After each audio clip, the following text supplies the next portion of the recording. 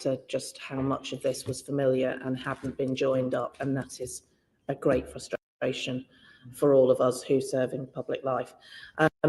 We are cross-party, but we are a team working together to try and establish how we can help scrutinise government and the work of the Home Office. And with that in mind, colleagues are very acutely aware that this is a very serious issue, and one that is not one that we need to start having tribal party politics involved in. So I'm going to start the questioning, and I'd like to start with Jake Richards. Thank you, Chair, and thank you for all your work, Baroness Casey, and your team. I mean, it's quite an exceptional piece of work in a short period of time, which must have been very difficult to put together. So very, very grateful. What comes across in the report and in your opening statement, in particular your personal note, Baroness Casey, at page 11, is just the kind of extreme sense of disappointment. And that word is probably mild, and you could have used stronger language at what you found. I just want to get a sense of the evidence base for that disappointment. What are we talking about? How did the audit, in broad brush terms, realise that things had certainly not improved as you'd wish from your experience in Rotherham? Well, I might ask if you want sort of machinations of what blocks of evidence we put together and how. I might ask my colleagues to help with that. But I would direct you, Mr. Richards, to a very long timeline that is in the beginning, which shows just the amount of times people post 2009, actually. So it was 2009, which was the first government statutory definition of child sexual exploitation. And then we didn't sweep through, we carefully went through all of the different, it's not complete, there's more in there. I've had some people since say, well, I did a documentary then, why that wasn't included yesterday. So I'm sure we could go on and on and on with it. But so we did a very big look at who, it's always the same. You look at who's gone before you, why things didn't change, what stopped them from changing if you can, and piece together, is this something that we've all had did it just need putting together? And once you put it together, people go, oh, good God, we should have all known. Or whether actually, the data speaks for itself. We did I mean, it's almost impossible to get through. I feel sorry for anybody trying to read this report.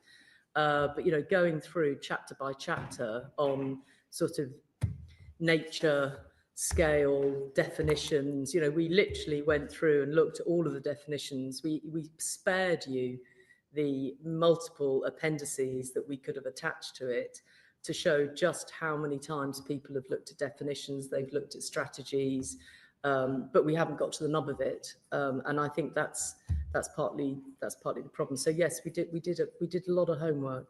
Does that answer the question? Or is I guess, not quite so I understand, I mean, the 17 pages that the Home Secretary referred to yesterday in her statement of setting out the background of 17. The work that has been done and the chronology is a must read. But what I guess I'm asking is, the audit presumably didn't just read that and then look to see whether the recommendations had been implemented. Presumably you spoke to survivors, victims, people on the ground.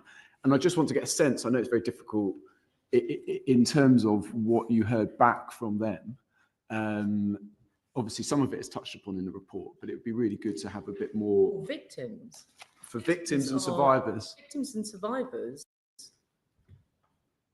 are really angry that things haven't changed sufficiently for the children that are there now. I don't think they feel confident in what's going on at the moment.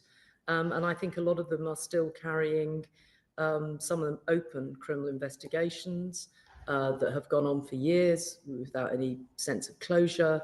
And I think, remember the backdrop here is when children are small, we as a society and a state have eyes on them. I think this is a really important thing. It's not just about crime, but more generally. Like when kids are born into the world, normally they're born in a hospital, so we see the parents. Then there's health visitors, so we continue to support and see the parents. Then they go to schools and nurseries where the class sizes are small and they have one teacher that can do pastoral care. Age 11, quite rightly, they move to larger schools where they're in a much bigger situation because they have to grow and be independent. This is all about not treating them as children until they're suddenly 18. But for the state, it means our safety net changes.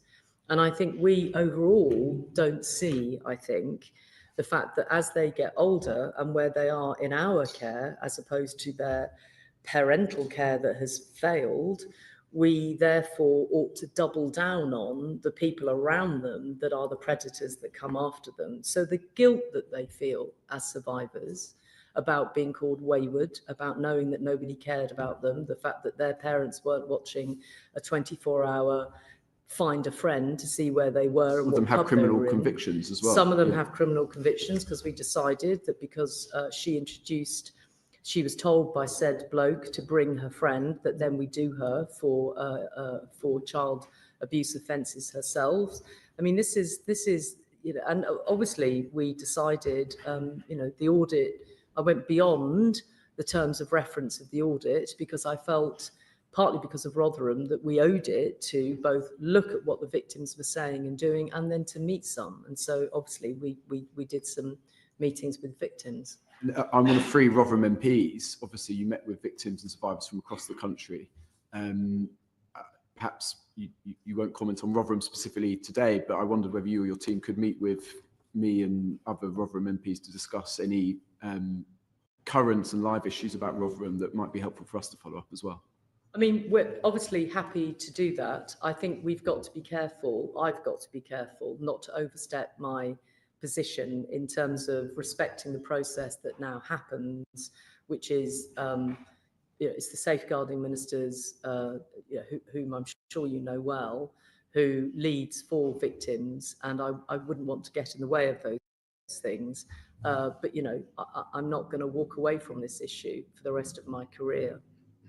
And just finally, in terms of your recommendation for a national inquiry, clearly you've said in media interviews that you changed your mind on that.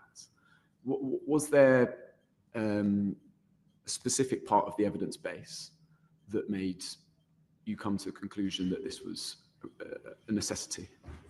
Very much so, yes. So, it's not like anybody publicly asked me my view, incidentally. I wasn't on the record somehow giving media interviews saying, I don't know, busy worrying about actually social care post-Christmas. So, I had other things on my mind.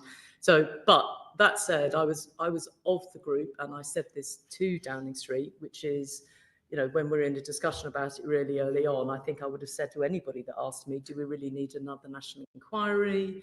Alexis J did a 7-year inquiry. It was pretty thorough. I followed Alexis into Rotherham all those years ago. She's a pretty thorough lady.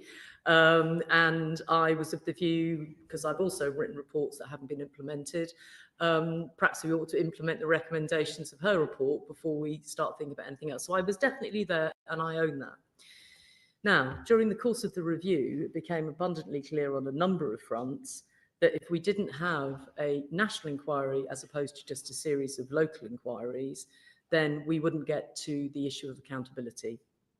And so as much as I think those of you that have got some knowledge of me around the table will know that I, like finding criminals, and I like locking them up for a very long time. And if I was going to spend money on anything, I spend money on more prison places and more police officers. So I'm pretty tough on crime. And so I also had to be convinced that we needed what at some level I was thinking, if I'm going to ask the public to spend money on anything, do you know what? I think I'll go and get some more criminals. So that's very much was my position. And then during the course of the audit, a few things came to light very, very clearly. First of all, when they made an announcement in January that they were asking, had at least the money for 5 areas to do local inquiries, and that, everybody would somehow come forward and vote, decide to do these inquiries. Only Oldham bit the bullet, and that's how I describe it, and said, yep, we want to do a local inquiry. My understanding is nobody else volunteered for that. So that tells you something, doesn't it? That tells you something, and it doesn't tell you something I certainly would want to hear if I was a victim. Then we head into looking at some of these reviews. There's a number of comments to make. Most important one at this point in the chronology is I couldn't understand why Andy Burnham was asking for a national inquiry. So in amongst everything else, we looked at his assurance reviews. So Andy Burnham, quite rightly, in my view, did a bit of what I'm doing, which is he thought, this stuff is going on in Greater Manchester. I need to be assured, he called them assurance reviews, what's going on in Rochdale, what's going on in Oldham. I need to see what the police are doing. And he'd had actually victims of Maggie Oliver in a big meeting in whatever it's not the town hall, but whatever his, place is in Manchester. And they'd all agreed that, people had to be held to account. We had to find out the truth. We had to find out where decisions made. If you look at the assurance reviews that he had done, he was so frustrated, and so would I have been, so were the people that did those reviews, that it took years. Nobody shared data. They were all lawyering up to fight over who would share what data. And, that I put it in more mild terms in the report, but when it came to report 3, which I think was like 4 or 5 years later, the guys resigned and the thing was handed over to sort of a statutory body in the National Inspectorate and Ofsted. And so I thought to myself, okay, guys, come on. Nobody's volunteering to find the truth here, and we owe these victims that. Secondly, you see, extremely important assurance reviews by Greater Manchester Mayor, who's one of the, long-standing mayors, knew what he was doing. He couldn't get to the bottom of it. And then you look at the 50 serious case reviews, and you look at the world of serious case reviews, and you see that, to be honest, Mr. Richards, they do not get to the truth of what happens in these cases. What they do is, has the team around the child operated effectively? Now, that's really important, don't get me wrong. But, part of the team around the child are the perpetrators, who spot that the team around the child isn't good enough or can't safeguard that child enough. Do we talk about the predators in any of these serious case reviews? Did we know about these predators? Were we properly safeguarding the children? Sorry, you can tell from my tone. I said to everybody, I'll be really measured. Don't worry, I won't get, like that about it. But when you start talking about this, you think, yeah, that's why I want a statutory inquiry. And that's why it has to be national with strong local, there's a connection between the local and national. So I know it's not what everybody wanted, but I think it's absolutely the right thing to do. Just finally, recommendation 12 is about funding. Predominantly, you mentioned money for prisons, you mentioned money for police officers. I mean, have you had any assurances that there is going to be funding for this going forward, or is that a recommendation and you wait and see from government? Well, the recommendations, all 12 of them, were accepted unreservedly by the government yesterday, and I put recommendation 12 in deliberately to ensure, apart from the fact I only like even numbers, but leaving that, I'm sorry, I'm in that mood today, aren't I? I can tell.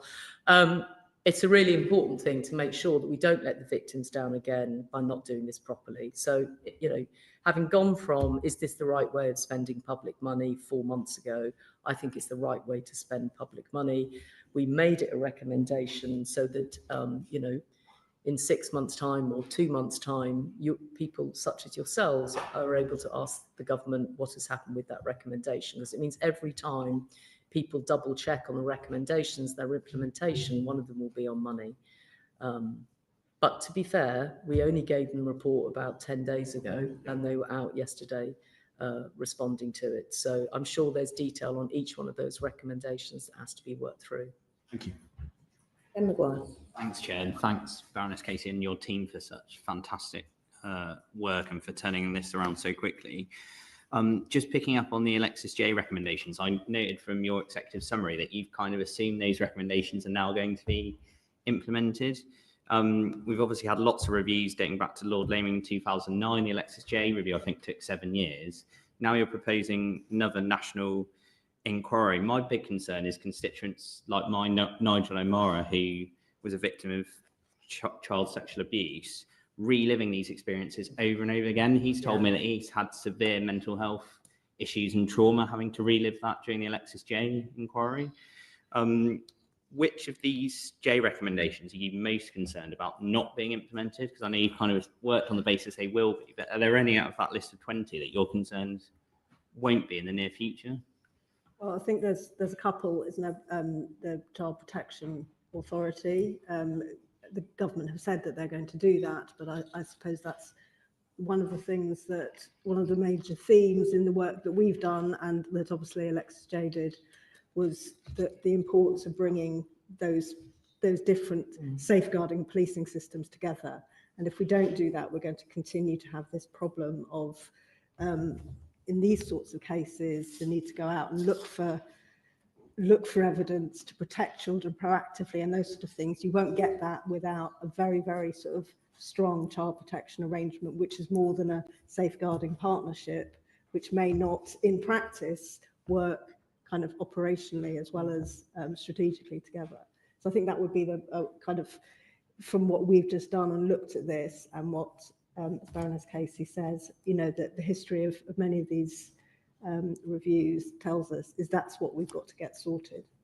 And there's no reason technically anymore to make that difficult. Yeah. So the sharing of data is probably easier now than at any time in my entire career. And so I think that some of the, and it's not expensive, it's just getting the safeguards around privacy right. But I think often we use the safeguards around privacy to protect our own agency interest and not share data. So she was right about that, and we totally support it in what we found. Just quick follow up on that. I noted that recommendation 7 in your report calls for changes to the way police share data across boundaries, and thinking particularly in my own area of county line drug gangs, which you referenced at the start. Yeah. You mentioned that it needs changes, but you don't go as far as to say that it needs a whole new IT system for policing. How can you square the circle there? Because it feels like there needs to be an overhaul. There needs to be a completely new system in place to make sure we avoid these things slipping through the cracks at police boundaries. Well, partly you've got, you know, police IT systems tend to evoke lots of sighs and rolling of eyes, and I don't know how many police systems that we've seen, big IT ideas that haven't quite, you know, materialized as they planned. But some of the kind of good work that we've seen, for example, the organised exploitation team that is funded by the Home Office, and some of the kind of action taken in other areas, means you don't actually have to create a whole new IT system. You can now use, you know, you can use all sorts of tools to read existing systems. So this is not like 40 years hence we've got a new system and everyone's going to switch on and it's going to work. I think, you know, it's modern technology. I think probably allows for that to happen. So I don't think we're waiting for a brand new IT system, and we've seen plenty of sort of good arrangements in areas which have kind of overcome that, and the kind of TOEX schemes are really helpful at developing tools to help people do the job, police do the job they need to do rather than waiting. I think that, you know, my living nightmare is if you say to any large statutory organisation, dare I say even the civil service, I tell you what we need is a big digital overhaul. You know, the coffin of that 2 or 3 years down the line is you know, I've never been asked to audit that, but I'm sure I wouldn't have. So we, Sarah's absolutely right. You know, Bedfordshire Police, for example, small but mighty, have piloted a really straightforward way of doing a police intelligence database. The TOEX thing is there for the taking. It's like, what we didn't want to do is give everybody excuse to say, oh, we can't do all of this because it's going to take us 300 years and 300 million pounds to have a think about it. No, there are things right there, right now, that both, you know, tech companies can offer you, but you've also got expertise in your own organisation. So can we crack on and do it, please, rather than spend 300 years having a digital overhaul that won't overhaul anything. Jenny Reid. Thank you for your audit and report, and also thank you for coming here today and this morning. We really hope committee really appreciates it. I'm a Scottish MP, and the vast majority of not just what's in your report, but Alexis J's recommendations as well are cover devolved issues. But much of what's in there, like a lack of mandatory reporting, gaps in data, could equally apply in Scotland as well. And I'm a bit concerned that it's not getting sufficient attention, scrutiny north of the border, and that we don't have a kind of similar push up there. And I want to be kind of reassured that isn't the case. Do you have any thoughts on that? While you were doing your audit, were you contacted by, or did you communicate with any Scottish organisations or indeed any devolved institutions? I think we did. I mean, I think something to do with Glasgow has just passed through my mind, but I'm not entirely sure why. But there was certainly a case in Glasgow. I think what I would say to anywhere in our country is, don't just read this report and think it may not happen to you. I think it's quite right what Mr. Maguire said.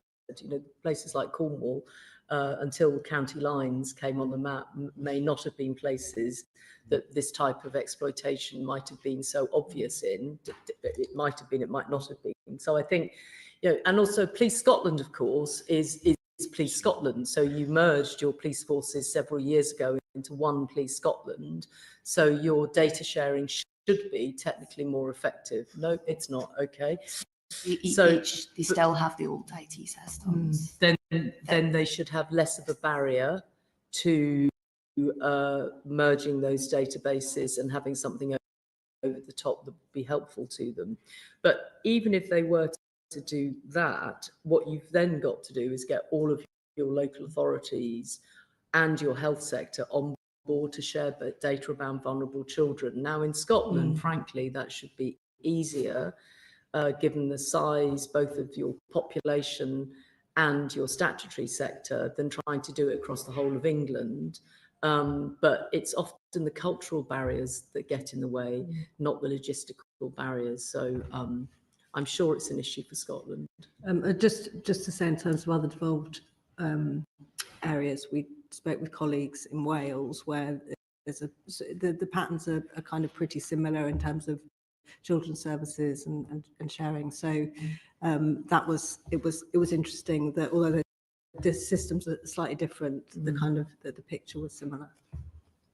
Do you have any thoughts on whether the national inquiry should have kind of official input from devolved governments so that we can get this broad brush learning across the UK? Do you have any kind of? I would be disappointed if the opportunity of the national criminal investigation, because let's face it, I can move from Scotland to England pretty easily, and criminals do. So that would be a missed opportunity. And alongside that, therefore, so would at least the learnings of the national inquiry, because what I've got in my mind is something that is slightly different to a sort of 7-year judge-led inquiry. And I think that what ideally we would have is something that got into local areas, and you know, it's a matter for Scotland to decide, isn't it, whether they would want to have some sort of relationship with the National Commission or inquiry or whatever it ends up being called. But criminals move to wherever they can get their prey. And with the internet, they do that even quicker and easier. I mean, it's an issue internationally, not just between the devolved nations. So I think it is really important that across certainly Northern Ireland, Scotland, Wales and England, there's some join up around these sorts of issues. And that's where my sort of, you know, perhaps over obsession and a nerd level with getting the IT right is a really pragmatic way of joining up those systems, which, you know, given where we are, even I understand with this pen and an ink pen, I understand how easy that is now as opposed to even 2 or 3 years ago. Just as an observation, in some of the bigger police forces in England that we spoke to, the Met Police, for example, and Greater Manchester Police, they are taking an approach where they apply serious and organised crime tactics and operational approaches to child sexual exploitation successfully, and that helps them to corral, if you like, the local police organisation within their much broader area. So they have an oversight of what's going on. They talk to their districts and they bring everything into the centre and apply more resourcing where there are complex cases. It may be something that policing in Scotland are already doing, but that is an approach that we endorse and recommend is applied more widely going forward. I agree about the IT systems and how crucial that is, but if you're not collecting accurate, robust data, then it doesn't really matter what IT system you have, right? So what, can you talk a little bit more about the gaps in the data? You did mention ethnicity, but are there any other kind of egregious examples that you think that we should remedy now? I mean, it seems to me extraordinarily urgent that we start collecting robust, comprehensive data now. Otherwise, it will affect the national inquiry. Did it affect your ability to perform this audit effectively? And what did those challenges look like? Yes, it did affect our ability to. Our job was to assess the scale of group-based child sexual exploitation, and in that we have not been able to provide an answer because of the data systems, and it sort of also starts right from the it starts kind of from the fact that we don't have a kind of robust, up-to-date prevalence survey, so we don't know how much child sexual abuse there is in the country. There's a few sort of reasonably educated estimates, but we don't have anything up to date. The last one was like 12 years ago or something that was accurate. So you can start at that point. And so how many, what are we looking for, kind of how much is going on, and then we can see what services, whether people are coming to services or not. So that's your first point, is that we estimate 500,000 children a year are sexually abused in a kind of the kind of umbrella way of sexual abuse in different forms. And then beyond that, we have the next piece of information down is the policing reports of child sexual abuse. Some of that is flagged when it's child sexual exploitation, but police flags are notoriously poor. They're not used well, and when we talked to police forces and we looked at their problem profiles, we found that the flags weren't being used that well. So there's an estimate that tells you that there are 17,000 CSD crimes a year, but we can't rely on that necessarily. And so 2 years ago, the Child Sexual Exploitation Task Force, which is kind of a national policing capability, started collecting, asking police to send them their data, and they are kind of basically analysing it manually, effectively, to look at the number of child sexual abuse cases which fall into the sexual exploitation and are carried out by more than 2 people. So that's what they have to do, a kind of incredibly difficult and labour-intensive exercise. And that told us there were 719 group-based child sexual exploitation crimes in 2023. Now, so we started up there at half a million a year, and we get down to 700 crimes. We think, we think for a start that because most child sexual abuse is not reported anyway, we have a massive underestimate of what's happening. But that's like the best we got after however many years of saying we really need to collect this information. What needs to happen now to ensure that this doesn't happen in the national inquiry? Have you got any thoughts on? Well, I think just to start on the CSC task force planning, the government have accepted that they will collect data in in a more robust way. So we will get some of that, and I think we've said that we need mandatory ethnicity collection of data when it comes to child sexual abuse, and the government have accepted that. So it's not. I think it's probably not mandatory. So totally mandatory at the moment. It's all done by encouragement. I think it's all done by encouragement at the moment. I mean, but we think it needs to be I mandatory. mean, to be fair, it's Theresa May as Home Secretary, I think a bit into her term, that wanted the flagging process. And she wanted that flagging process because, having said at the beginning of her term, press on, she realised, I think, I'm not speaking for her, incidentally, I haven't asked her this, but my judgment of what she did was think, I need to get across CSE. And so you then introduce this flagging process, because of course, when somebody is arrested, the series of crimes that you are labelling are quite complicated. That said, all of these years later, for that not to have been implemented more effectively, I draw a conclusion from that that's not good enough. And then I put that together with where we are in 2025 and think there must be better, both technical and other solutions to how you would get that right, if you really wanted to.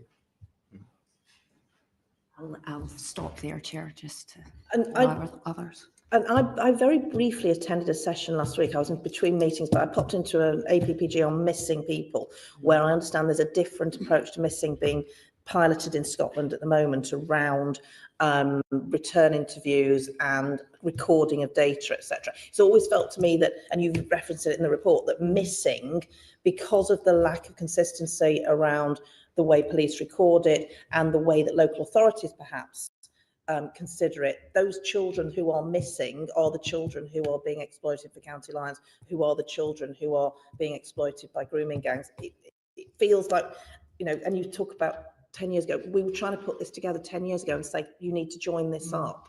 So I think one of the things I think I'm hoping that the such a big move on consent is, the reason I'm pushing for it is because it's symbolic of what we think about children.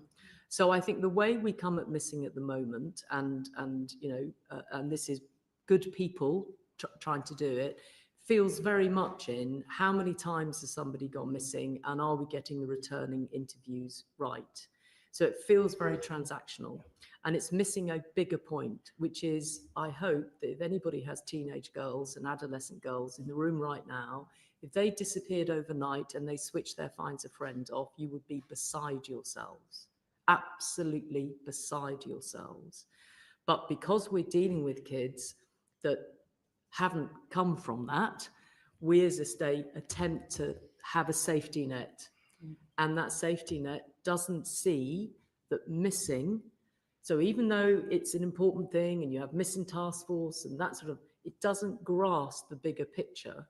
And I think fair play to West Yorkshire Police. They have an analyst, Mr. Smith, I've forgotten his first name, and Paul Smith. And after Rotherham had happened, he, often in public service, you find individuals, don't you? And you think, wow. And so he developed what they call an algorithm. I'm not sure it is an algorithm, but let's go there. And essentially what he did was say, if we put together missing more than twice and put that across, I mean, you'll be aware of this, put it across kids perhaps in children's homes, I think it is, or in child in need. Then they put it across whether they'd ever been on the radar of anywhere in the criminal justice system. Hey presto, you have a completely different cohort. And I think that we say as a system, and I include myself in this, missing is really important, but then it really turns into a transaction rather than, oh dear God, where is this child? Now, if we had rape laws that meant when said child has gone out all night with said perpetrator and his friends, that we will do them for rape, it changes the conversation of the state, really, because rape is seen as one of the most, quite rightly, terrible things that can happen, and particularly terrible things if it can happen to children.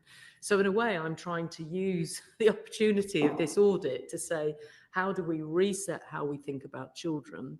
And it's also why, Dame Karen, I'm so concerned about the whole children's services side of this, in that I think they don't even see those children. So how can you you would look at missing, you would look at who's on your child in need, you look at the moment they just have neglect for most of these kids. I think there's some very profound questions to be asked about what's happening in and around children, of which missing, we call it a red flag.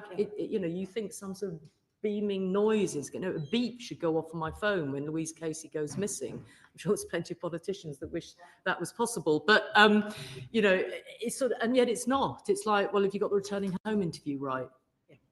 And I think we're just in the not right place on it, and it screams out of the voices of the kids in this report. It's the lack of joining up on all of this and the lack of all the agencies. Exactly. And I was thinking earlier about when you were leading on troubled families, and I worked with you on that. Exactly. The joining up made all the difference, and we simply haven't joined up on all of these different red flags that absolutely should be front and centre, and the agencies. And I'm afraid there's a tendency, tick the box, I've done my job, I've covered myself, I've covered my colleagues, but I'm not going to apply judgment, and I'm not going to join this up, and that needs to change. I 100% agree. Thank you. Chris Murray. Thank you, Chair. Firstly, thank you all three of you for this very important report that you've produced. I just want to go back into that question of when you decided to call for a national inquiry, because we had Alexis J here, we had Tim Crowther here. You said yourself your own views evolved on the need for a national inquiry, and I cannot tell you how shocking it was to read, or how disappointing it was, those pages in your report of the timeline of how little has happened over the years. And, I worked on anti-trafficking for 4 years, and I've spent so much time reading reviews like this, submitting evidence. There's been task forces, there's been reviews, there's been inquiries. My question is, how do we ensure that there just is not more delay? How do we ensure that this new national inquiry does not become, I understand completely your reasons for calling for it, which you've set out really comprehensively, but how do we stop people in the system using that as like, well, that's for this national inquiry, we're not going to move forward on that? And can I ask you specifically, we will have the Home Secretary at this committee in 6 months' time. Which of your recommendations should we say to her, have these been implemented yet? So we use this inquiry as your report as a fire break on, so there's action and not just more discussion.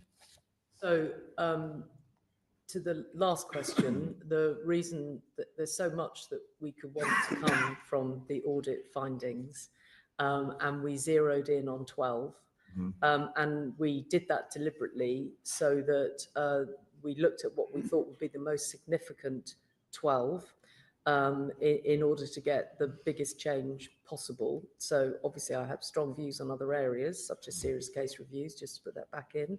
But we zeroed in on 12. And I think that I would like you to hold to account the government in 6 months' time for what action has happened on all 12. I don't think that's an unreasonable thing. That if I'd done 300 or 200 or even 50, I think that gets tricky. But we did 12, knowing that we wanted some big shifts. So I think the other thing, just on the national inquiry, look, you have to see the national inquiry and the national criminal exploitation, criminal investigation. Thank you. Sorry, it's been a long 12 hours. Yes. You have to see the national criminal investigation and national inquiry almost conjoined. They can't be for different reasons, because we need the Inquiries Act statutory powers available to the national inquiry. But I would like to see, and I listened to what the Home Secretary said in Parliament yesterday, I would like to see quite a significant uplift in the prosecutions, the action, the criminal investigations on child sexual exploitation, both historic and current. I'm very mindful of what Mr. Maguire said about some historic victims who actually really don't need to be brought before more national inquiries to account for what's gone on. I don't think we need unless they want to, lots of sort of victims that have already given evidence elsewhere. What I'm concerned to do with the National Criminal Investigation is go after the criminals whose victims have not got justice. So it's where there is a gap, not a sort of, or where actually the prosecutions weren't good enough. So that's the first thing. And then the second thing is, I think that we put it in the recommendations that we've got a sort of formula, we think, about how the national inquiry could think about, therefore, where that took you locally. There are some places that people may want to crack on with in the shorter term, but certainly over time, and I don't think it needs to be forever, if you had areas where clearly there haven't been national criminal convictions or local, criminal convictions, and suddenly we're finding them, you'd have to ask yourself why we're finding them now and why we didn't see those children 10, 20 years ago. But a lot of this has to be driven by the victims. It has to be proportionate around the victims, but we see them jointly together. And I don't know, I think because of the publicity, which is both sad in some ways, but important in others, the attention this has had politically, here we are, less than, not even 24 hours since that report was laid in the House, and I'm before you with my team. It shows that I hope this is a line in the sand. And I think the 12 things that we're asking for are not impossible. They're not pipe dreams, they're achievable. Thank you very much. Thank you for that.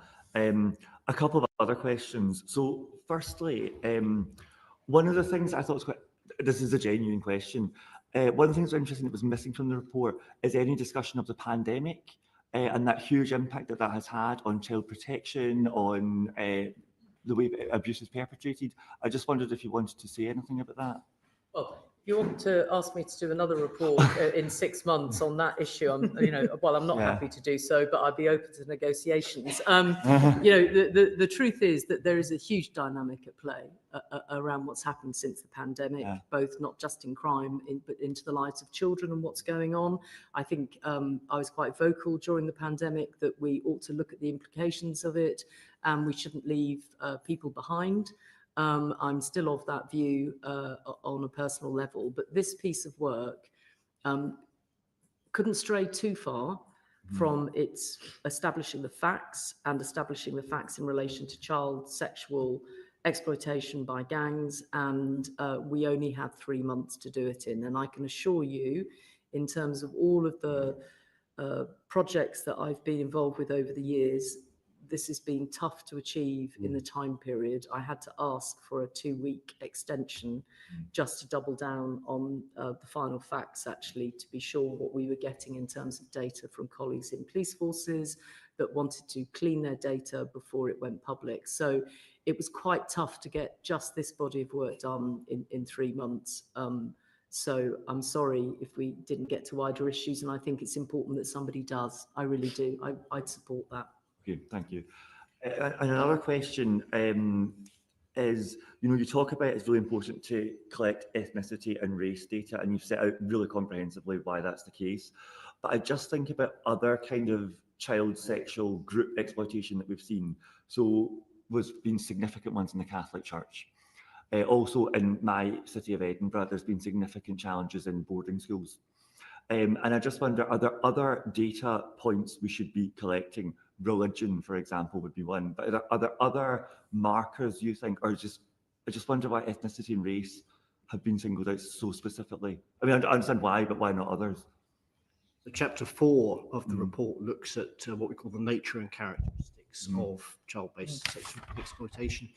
It's not an academic exercise of interest, finding out what it looks like. It's actually for important reasons of understanding offending and being able to, by understanding it better, being able to tackle it better. So there's a whole range of things in that chapter, including ethnicity. Ethnicity stands out as one of the areas where data collection has been really poor, where it's been seen as an optional extra. But there are lots of others in there, and we've spoken about some of them. The vulnerability factors associated with victims, for example, understanding those like missing episodes and so on, can be really important in better tackling offending. All of the demographic information is important, and we go through it all in that chapter. I would say that applies more broadly to crime in general. It's really important to understand who is being affected by crime and who is committing it, and where there's overrepresentation of certain sections of society, whatever that might be, age, sex, religion, culture, nationality, ethnicity. Those are important things to understand in order to work out how you better protect the victims and prosecute the perpetrators. And I think the other interesting thing about this, it's interesting as a sort of, sort of been around a long time, is that you don't always have to collect national data. You could actually have done a deep dive. Policy making can be done in many different ways. I think that the issue is that people don't always find looking at ethnicity straightforward in certain circumstances. In some ways, they find it really easy to look at it, look at the Metropolitan Police and Black Londoners.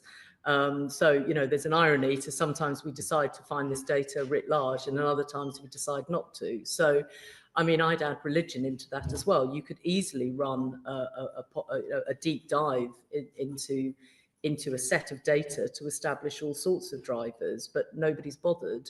Sorry, that's too harsh. Nobody has seen it as a priority. And I think sometimes my main view about these things is that if the good people don't grasp difficult issues, there's plenty of bad people out there that will grasp them for you. So I'm always a believer, no matter who is in power. I've worked for several prime ministers, several different administrations over the years, and my advice to everybody always is get ahead of trouble and grasp it, because you're a good person, and there's plenty of people out there that grasp the bad stuff and make it even worse than it needs to be. Absolutely. You mentioned in your report that... I mean, Alexis J did an absolutely stunning job of holding institutions like the Catholic Church and the Church of England to account, and children's homes. I mean, her and her team, her fellow commissioners, journalists and victims have pushed it and pushed it and pushed it, and she lifted that lid and showed it for what it was.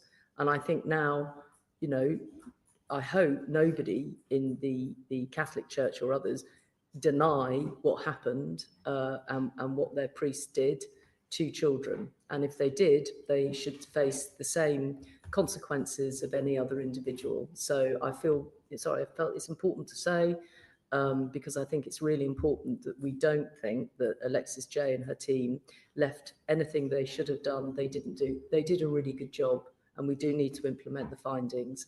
And we do need to own that large institutions, unless they're careful, can go easily into losing their way. And that's every institution, I think, not just religious institutions. Thank you. In the report, you talk about, I want to ask about the national referral mechanism and its interplay here.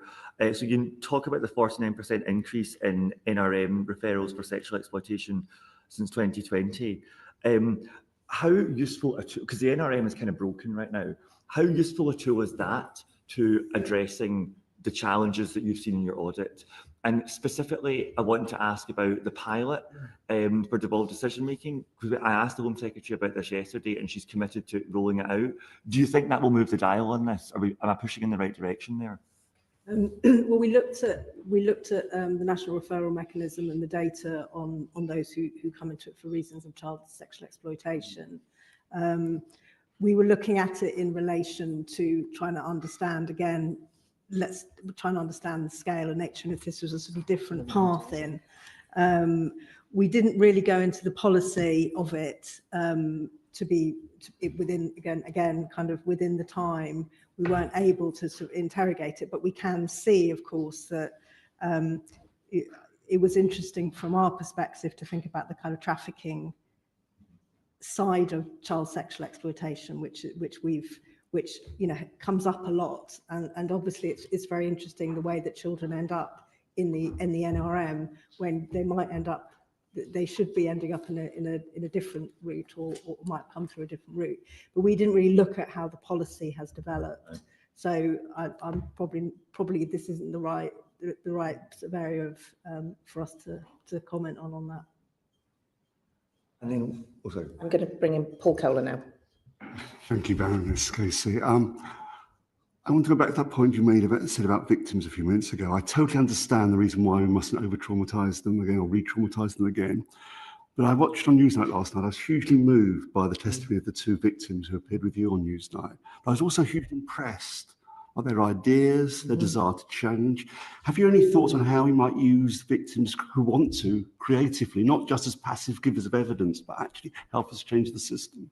I think that's a really, good point, actually, Mr. Cole. I think that my understanding is that the new government wants to establish a victims panel precisely for that purpose, to involve them in the policy making and decisions.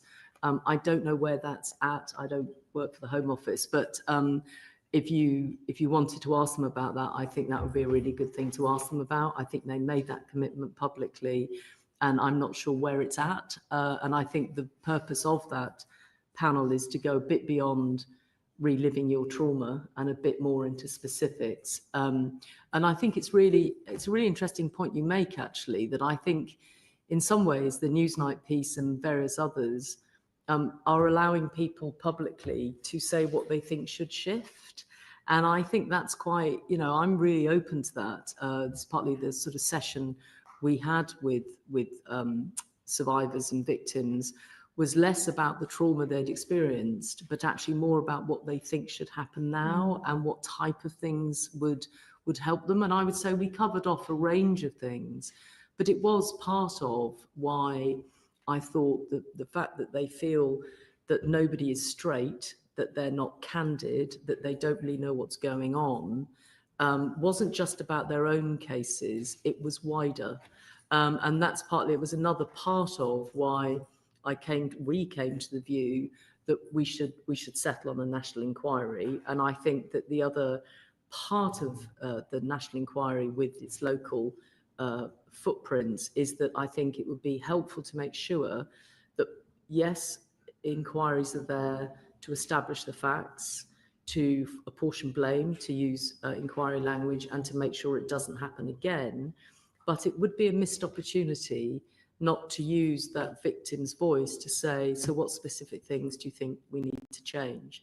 So when I was the Victims Commissioner, actually under the Coalition in 2010, 2011, going back a bit, I remember meeting victims, and one of the specific things that one of the families wanted was that prisoners that had been convicted for killing their partners could not arrive at the Court of Justice and Family Proceedings and argue for custody directly with the family whose mother they had killed. And my jaw dropped, thinking, here I am thinking I know a bit about the world, and I had no concept that we allowed that to happen. And it seems like a very small change, but it was a change I think that government or its successor, Conservative government, put through. And that was because of those victims. And I introduced them to various ministers, and it went forward from there. So I think, I was struck last night by both Fiona and I was struck by how practical they are in terms of what they think should change. And I think that's always helpful. And I have an amendment to the Crime and Policing Bill around the issue of parental rights for offenders. So I'm hoping the government will do something positive on that. But we're going to go on to the national inquiry and local inquiries, and Robbie Moore. Thank you, Chair. And Baroness Casey, can I just say a huge thank you to you and your whole team for the amount of work that you've put into producing these recommendations. It is hugely, hugely appreciated. I just want to focus my questioning on the national inquiry and then local inquiries as well. And I want to start just by referring to page 137 of your report, which you make reference to Greater Manchester and Rochdale as two areas that have shown a reluctance to review past events, and they're not the only two areas that have shown that reluctance. And you pointed to the fact that they were confident that practice had improved, or that issues that had been covered elsewhere, often citing other serious case reviews. Now, I'm just going to use the example of Fiona Goddard, who I know that you met last night, but she was a constituent of mine as well as living within the Bradford district. And she has obviously made her views known. She removed her anonymity and has been quite critical of how decisions have been made in the past. One of her absolute frustrations, when I spoke to her last night before the Newsnight interview that she did, was that this feeling that local authorities, and I'm going to reference Bradford Council because that's my own local authority, indeed where she resides, are using serious case reviews, indeed hers, and indeed referencing the thematic review, which you referenced in your report that was produced in 2021, which only looked at 5 children. It was only a 50-page document, of which Fiona was one of those 5 children. Yes. And heavily relying on that, and dare I say her serious case review, as a reason that there is nothing more to see here in this area. So I think the simple question is, we've had the announcement quite rightly that we're having a national inquiry, but we still have the reluctance that's coming forward at a local level for any more of a spotlight to be shone across the Bradford district. So what would your message be to local leaders that represent Bradford Council and indeed the wider West Yorkshire area of how we absolutely reassure victims and survivors like Fiona that we can have that inquiry that is focusing on the Bradford district that Fiona has called for and still calls for, and I have been for a significant long period of time? So I'll come to Bradford in a second. The first one you mentioned was the where we talk about Rochdale. So just, sorry, I may not have made myself clear earlier. So I think Andy Burnham did a good thing in Greater Manchester to say, I'm not happy with what's going on here. He listened to victims, he did talk to the police, he did talk to others, and he tried to put in place, he did not try, sorry, that's unfair. He instituted assurance reviews, if that's what they called them, to try and establish exactly what you're wishing, I think, for Bradford. And 2 good people did them. Met one of them who I know was in Commissioner in Rotherham when we were there, and they only got so far because essentially they couldn't require people to give them information. They couldn't require people to give them appear before them. They couldn't didn't have any ability to do hearings. And as I think we put in the report, it just went on and on and on. And then they did this work, but it took a long time before anybody said, as in the new chief constable, who said, yeah, we didn't get this right and we're sorry to victims. And that's why we put it in there to say, even when you have actually the police crime commissioner, which is what the mayor is, where you have a police crime commissioner or a mayor that says, I want this to happen, and he spends money getting it happen, it didn't get him what he wanted, which was accountability on behalf of the victims, and the system was what happened. So that's why I, again, just doubling down on that looking at that, interviewing various people, we came to the view that without statutory powers, Inquiry Act type powers, you're not going to get anywhere. And then I agree that if you, I would say, if you were Bradford, if you were anywhere in my report that we published yesterday, if you were any of the areas that are sort of visible and identifiable, just be ready and be open to the fact that you may be the subject of one of the national inquiries. And I would be surprised if some of the areas that I mentioned, probably including Bradford, would not be subject to being part of a national inquiry. And it's absolutely right that I think members of Parliament, I think victims, I think other people are able to say, we want this to happen here, and that should be balanced out with what I think should be, dare I say, an evidence-based and data-led approach to looking at where you would start and where you would head. So I didn't want Mr. Moore today to get into, this is my hit list, let's just use common parlance, or, you know, dare I say it, this is where I think you should start, because I don't think that was my job. My job was to establish a different set of facts. Do I think you can look at the audit and make that part of your decision-making process, whoever is going to take that role on? I think I probably would if I was theirs. And I think, and I'm sensing and understanding, having met Fiona had seen her previously on Newsnight. Good for them for giving her that voice.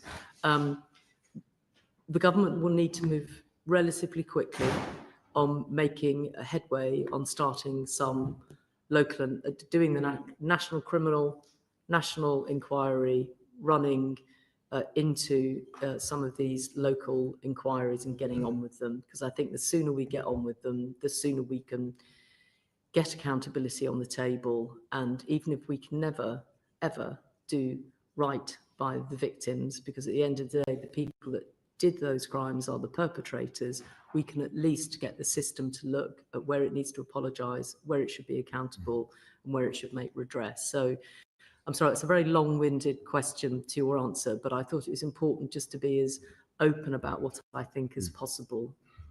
I really appreciate your response there, because the excuses, dare I say, at a local level, first of all started off about it being too expensive and therefore it wasn't warranted. Then it turned into the fact that we would learn nothing new. And this, as an element of communication that's coming out from Bradford Council, and dare I say our West Yorkshire Mayor as well, is that it is very much reiterating the points in your report where you were referencing other places like originally Greater Manchester and Rochdale before things changed under Mayor Burnham, for example.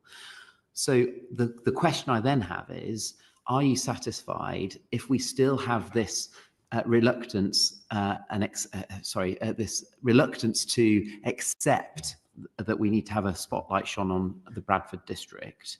Do you feel that your recommendations are providing the Home Secretary with enough of a direction and, dare I say, powers to be able to utilise through those recommendations to be able to ensure that a spotlight could, should it be chosen, be shone on Bradford? So the first thing to say is I naively, really, I didn't necessarily see that the Prime Minister saying he wanted a national inquiry on Saturday would somehow turn into quite the bigger deal that it did. Perhaps that's my naivety, because my head is right in the middle of this and the victims and what we should be doing. Perhaps I misjudged that slightly. I absolutely thought that this was the right thing to do. I thought the decisiveness, to be fair, of the government in basically within a week, saying, okay, we're going to do this. And then the inquiry was announced on Saturday, and the full announcement of the law changes, the criminal investigation and the inquiry, because they are a package. I urge people to consider them as a package.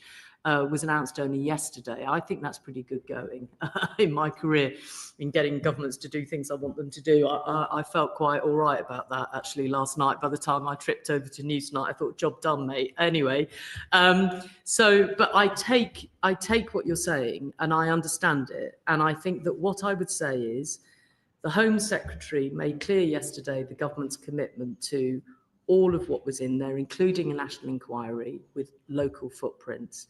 It's the same Home Secretary that in January said, here I am, I think there's something that needs to be looked at here. Here's 5 local inquiries. We're going to follow the Telford model that many people across the political divide have supported. Nobody came forward. She will have noted that herself. We discussed it when we met between my handing in the report and now, and had the same conversation about why I have shifted my position. And she herself noted that areas didn't exactly knock her door down to want to do these local inquiries. The statutory inquiry powers were announced on Saturday. They were given in full to the House yesterday.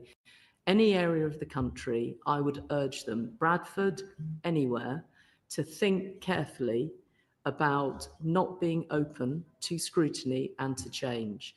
And I would urge them to think carefully, and I realise it's nerve-wracking because in the midst of all of this are some human beings that are leaders, and I don't mean political leaders necessarily, but social workers, team leaders, police officers, where we all know that when it gets nasty, they are named and very nasty people can do very nasty things to them. But you all know that, your MPs, other public servants too. So we've got to be careful about not scapegoating people and creating a sort of hate monger thing at the same time that we have to make sure that we get the inquiries right and that people are held to account locally. So I would say to anybody who can see themselves in this report, be open to it.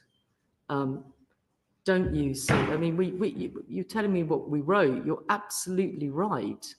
You know, there are areas that have said, we've done serious case reviews, therefore we don't need to do anything. That is not the case when you look at the serious case reviews. It does not answer the question. Serious case reviews, the public may think, and I used to, that they are a way of holding kind of what actually happened and how can we not get it right again and who's accountable for not getting it right. That's not what they have done and that's not what they do.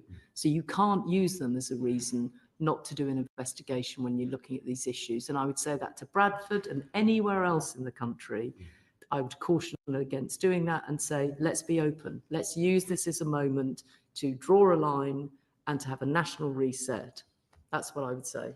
Thank you. And openness, transparency and accountability is incredibly important, and that's absolutely noted. Which brings me on to my next question, is to do with terms of reference associated potentially with the national inquiry. Because I know that you, West Yorkshire Police fed into your report and helped with, I suspect, then the recommendations that you then came to. But as one of the concerns that gets raised to me is it's multifaceted, and this has been picked up in terms of some of the comments that you've made today, in terms of it's not just police forces, it's local authorities. In fact, it's any organisation effectively that has safeguarding responsibility, including the CPS. So how do you envisage the terms of reference being established, and how do you a reference getting cross-government buy-in? Yes, it was the Home Secretary that gave the announcement, but actually this cuts across every government department as well. So would you just like to expand on that? And if I could add to that, and it's the question I put to the Home Secretary yesterday, how do you make sure that you don't prejudice criminal trials by, because clearly in the inquiry we want openness, we want honesty, but sometimes that openness and honesty is provided on condition of some form of amnesty or a lack of prosecution. And we can't have a situation where in an inquiry we find a perpetrator who's guilty of potentially many crimes that can't then be prosecuted because the inquiry has taken evidence. How are we going to ensure that doesn't happen? Well, and I think the issue of misconduct in public office is always quite a tricky one to investigate and prosecute. Actually, if that's that's where you end up. Sorry, not suggesting that one does, but it's always been quite tricky, that one. I mean, to be honest, the 3-month sprint to get to where we are, no, West Yorkshire Police were not involved in the recommendations. We took from West Yorkshire Police the Smith algorithm and the good work that they're doing in terms of their organised and criminal exploitation. We took their data, we analysed it, and we went backwards and forwards over that. But the recommendations are very much ours and mine, and frankly, not with masses of consultation with anybody. In fact, I don't think we consulted with anyone. So, because, you know, this was a contested and tricky thing, and it's on my shoulders to attempt to get that right. And so, no, we didn't enter into a process of consultation with anybody at all. So as to the detail of how you get all of that right, I honestly think there's a few things. You'll have to get the terms of reference right. Do I think that's an impossible task? No, I don't. Do I think that people might use excuses as to why you can't do these things because of the very reasons you said? That's a possibility. Do I think we should all watch that very carefully? Yes, I do. And do I think we can crack on with this? Yes, I can. The Inquiries Act gives scope to do things in different ways. We don't have to always do them in exactly the same way. That's what the Inquiries Act gives you. And if it needs to change, there's a government in power that can change it. So I haven't really scoped out and got to the detail of terms of reference, but I think it's pretty clear what we want.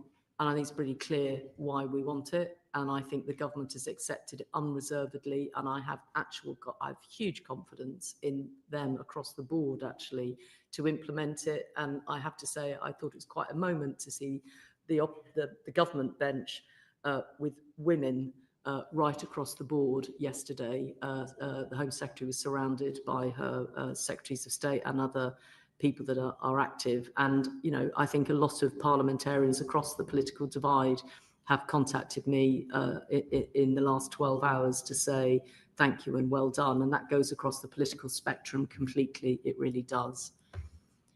Thank you. Thank you. Paul Kohler. We've got a couple more questions, if that's okay. Okay.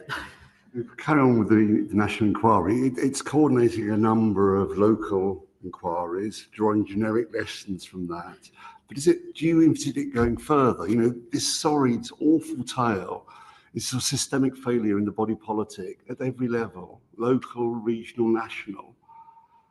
A failure of self-reflection, with something we saw in the House yesterday. Are you envisaging it talking about the failures at every level of government, including national? So I think the important thing, again, about giving the panel or the inquiry chair or chairs is that by giving them statutory powers of that nature, they are able to go wherever they think they need to go. That's a good answer. Well, Thank you. it's the truth. We've set out a prescription under that recommendation to a degree. Obviously, it's for the government to work out how they detail that, but you know, having an independent commission overseeing that, agreeing set terms of reference and timescales and so on, is an important part of that process. And it's in setting the terms of reference that scope is really determined, and then how the Inquiries Act powers are applied and how they're used, for example, to overcome conflicts of evidence with criminal and other prosecutions and so on. And so you don't see it as restricted to then just coordinating this regional? No, that's great. Absolutely. Absolutely. Thank you. It is evidence-led. Thank you. And one further final question: what cultural and again, this might be premature. You might not want to have a comment on this, but do you have any thoughts on the cultural and societal drivers that were at the heart of these grooming gangs? Is that something you feel able to comment on at this stage? I think it would be no, actually. I think that what I'd like to see is that we take this carefully and properly, and that what I feel we've known needs to be done, even if it was just intuitively since Rotherham, but certainly now the evidence is there, is that one ought to collect data properly, and at the same time, it will be a difficult and challenging piece of work to do, but obviously I don't often ask for new research in anything that I do. I'm a let's get on with it type woman. But I think in this situation, we do need to have a bespoke piece of research that looks into whether there are cultural drivers, religious or otherwise. And I also think that that's not unusual in crime fighting. I think there's a sense that that would be an unusual thing to do. It's not, I mean, as you know, so it's quite normal to look at threat and to then investigate and understand what that threat is and why it is and how it is and who they are and where they come from and what might be doing and what type of people they are, whether they're rich, whether they're poor. There's lots of things that you look at around drivers. And I think if we looked at it in that way, and if we'd done this a few years ago, perhaps we wouldn't be here where we are now. So it's not often I recommend research, as you probably are aware, but I do on this occasion. El Ribeiro Addy. Thank you, Chair. And I also want to say thank you for all of the work that yourself and your team have done on this. You said at the beginning that you weren't sure if you had done enough, and I think that's a huge disservice to yourself. You've been writing recommendations for a long time, and perhaps if people have listened to them, things might be a bit different. But in terms of those recommendations, some of the work that's going to be going on, I also wanted to ask about inquiries, because we find a lot of the time that inquiries go ahead when there's been a huge moral outrage, and then we want something to be done. And I understand that data does need to be collected, that's very clear, but they are notorious for being costly and lengthy, and I was pleased to see there's going to be a time limit on this. So what's the time limit, roughly? So I think in anything that we might have said so far, we've suggested 3 years, certainly initially, but certainly I think you should be thinking getting the national and local bit done within 3 years. It's partly why we're looking for flexibility about the inquiry model, and looking for perhaps a team effort rather than a single individual running hearings. probably saying more than I should at this stage, but why not? You've asked a question, so I'm answering it. So, yeah, I think that we're of the view that this is achievable. I just think that we need some creative thinking from colleagues in the civil service to help make it happen. And could we hope for some interim type of reporting that might help push things forward a bit quicker? So I thought what was interesting about Alexis J and the way she did her report is she did regular reports. So I thought that was a really good model, and I was really appreciative of that as somebody that was following what is she finding and what we should do. And again, I think I know that's not what other inquiries do, but I thought Alexis J and her team did that really well. And again, it would be obvious that why would you wait if you've got a local inquiry done somewhere? You don't need to wait 3 years before you publish it. You need to get that out there, get on with it, and get people moving on. And in terms of the 12 recommendations you put forward at the moment, I know they've all been accepted, and I know that you've already said to colleagues today that you know, there's not any particular ones that you would think we should be pushing for. So I suppose I wanted to ask slightly differently, you know, do the government have the full capacity to implement them, and are there any that they might find more difficult than others that we might be able to push on? So I think changing the consent law, there'll probably be an awful lot of people that think we don't need to do that. I think those people will be legal eagles that say the law is already there and we use it. I would caution that the number of rape convictions for under 13-year-olds is double for those between 13 and 16. That Sarah reminded me kindly of that fact this morning, so I was ready in case anybody said we shouldn't change consent. You very kindly not asked me that question, which has been marvellous. But I'm worried about that one. The other one, I'm not worried about it. I'm worried societally about it, if you see what I mean, not about the government. The other one I think that will be difficult for them to get right, as in the government, is actually quashing convictions isn't going to be straightforward. So quashing convictions when you've got a single crime, prostitution, great, government committed to that, recommitted to again yesterday. I can see how you would pick that particular crime, search, prostitution, go and find quash convictions. Brilliant. I'm making that sound straightforward just because I'm conscious of time. It won't be as straightforward as I've said, but I think you can. The problem about child sexual exploitation is that in some of the cases, it is not prostitution alone. It could be criminal damage.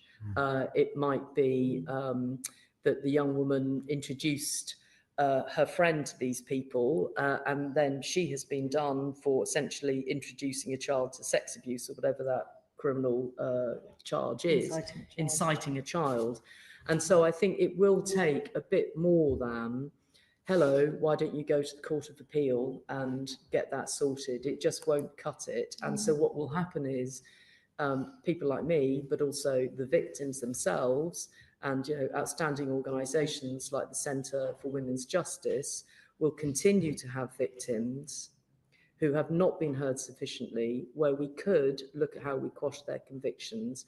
It would just take more effort and more complexity than is straightforward. So they would be my two. So I think some of these legal changes are quite tricky. And then I think the other two is I really want people that have done these crimes locked up.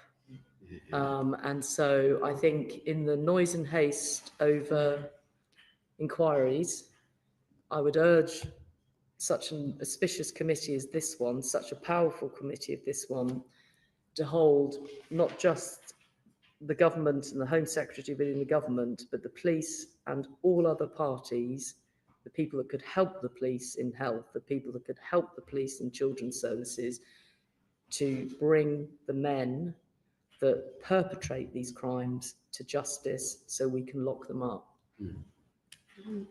And just two very quick ones. I note that the issue of race, and I welcome the fact that you've challenged it quite robustly, has really been quite loud, and even within the report and the Home Secretary's statement, we've touched on the issue of asylum seekers, and immigration and race and can be synonymous. But a lot of the time, these issues are about closed patriarchal groups of men, which, you know, we've pointed out exist in all races and all ethnicities. They even exist in this house. They're the scourge of the earth, if you want to call them that.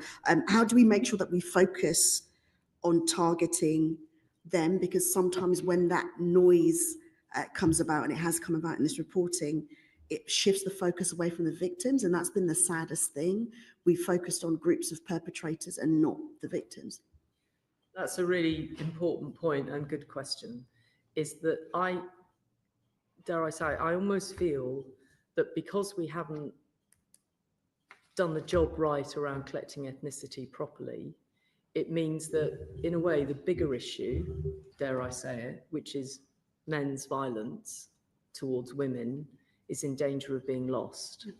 And so I think that, you know, I think in a way that's why it feels that is something that all of us in society, there are so many good men that, you know, need to step into the space of helping to do something about that, not just around child abuse, but more generally. And if we're still arguing over data around ethnicity, we won't get to the bigger issue, which is no matter what ethnicity, religion, age, or whatever, why do men commit these offences against girls? And you can do all of some women, some are men, boy victims. Child sex abuse that we're talking about today is largely men, if not nearly all men, against girls, and some of them are young. So I think I'm with you on that. I just think that in a way, until we get this stuff sorted from a policy level, the point you're making will continue to be missed. And just finally on the victims, and I suppose what seems to be happening overall, and some of my colleagues have touched on already in terms of the agencies that are involved around them. We already have quite robust legislation, it seems, to protect children. It seems like we do. You could apply it in a certain way. We even have good legislation, I suppose, in terms of rape, in that you can receive a certain conviction. The problem is that people don't actually get to court, and that it seems that these issues of child sex abuse don't get to a point where they're being prosecuted. How and it was the issue of, I suppose, agencies not talking to each other. It's very clear from all of the reports that a lot of these young people have come from care, you know, particularly social economic backgrounds, are in certain situations. How do we get from the focus from, I suppose, the justice element, which is important, to actually putting resources into tackling some of the root causes and, I suppose, the roots of where some of these victims are specifically coming from?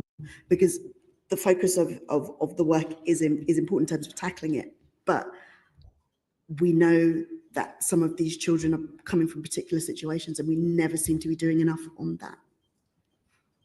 At this point in my life, I wonder whether we will ever be able to do enough to protect children if we don't establish how we can have families that are able to look after their children in a way which means they don't end up in difficulty. And good families end up with kids in difficulty, incidentally. Let's not get me wrong. And I think today's been about this particular issue, but if you think back to from when I was working in homelessness in my 20s, through to antisocial behaviour in my 30s, through to whatever it was, respect and family intervention in my 40s, and then troubled families in my 50s, through to integration reviews and going back in during COVID to try and help families. And what goes right across that is exactly what you're saying, which is, if we prioritise children over and over and over, and today I'm asking people to prioritise children that are adolescents and teenagers as well, and that if we did right by that as a society, and that's why the rape conviction does mean a great deal to all of us on the team, then I think we're starting to talk again about what kids are. And I think I've had a long go at trying to you can call it, what do we call it? Social exclusion, social mobility, social justice, troubled families, and now I'm before the Home Affairs Select Committee. The issues are the same. We just look at them through different lenses. But I'm really conscious. I'm with you. I just think right now there are victims of this particular type of crime that we're not doing enough for, and so I think we need to do a bit more for them. Doesn't mean we give up on all the others. Would you indulge one very short question from Jake Richards? Very, very short. Just looking over the history. Just because your sister is the special advisor to the Home Secretary doesn't get you special treatment, Mr. Richards. I have declared that interest previously for the record. When necessary to do so. I can assure you that it doesn't get me any special treatment. Quite the opposite, actually. Looking at all the reviews and work that has been done on this issue over 10, 15, 20 years, and the complete profound disappointment at the lack of progress. There's going to be another inquiry that we've discussed today. I mean, is there force to the argument that this needs something else, a constant, something new, a constant authority figure, such as a child sexual exploitation commissioner, to constantly keep the heat on? So I have to, sorry, I was only joking with you. It's a very fair Don't question. worry. But I mean, I'm not a massive fan of constant commissioners. I've got to be honest. I've been one, and I've not been one. And I think at the end of the day, ministers are accountable for the policy that they're elected to deliver. I think that you have a safeguarding minister, you have a Home Secretary, you have a Secretary of State for Education. You know, I'm not saying that the commissioners that are in other roles aren't there. I just wonder whether, I don't want somebody sitting across the corridor basically saying they're not doing a good enough job, when actually I could have somebody sitting across the other side of the corridor getting the job done. And so I think there always has to be a balance between when you need, you're about to set up a change in law, which will be extraordinary in history for kids in this country. You're about to set up a national criminal investigation that will take millions of pounds to get right. You're going to run a national inquiry. You'll have figureheads for each of those that should be before you being held account for what not the inquiry one. You won't be able to do that till they finish. But, they are very publicly accountable for what they're doing. I would probably argue you don't need another one. You've also got a very good domestic violence independent commissioner in Dame Nicola Jacobs. It's like, I don't think we need another commissioner. I think we need to crack on. Thank you very much. Thank you. You have indulged us, but as always, it's common sense and very appropriate comments and recommendations. I really do appreciate your time today, Baroness Casey, and your very extensive report, which we will come back to, I know, as a committee. Thank you so much for being with us, and I'll conclude the session now. Order, order. Thank you.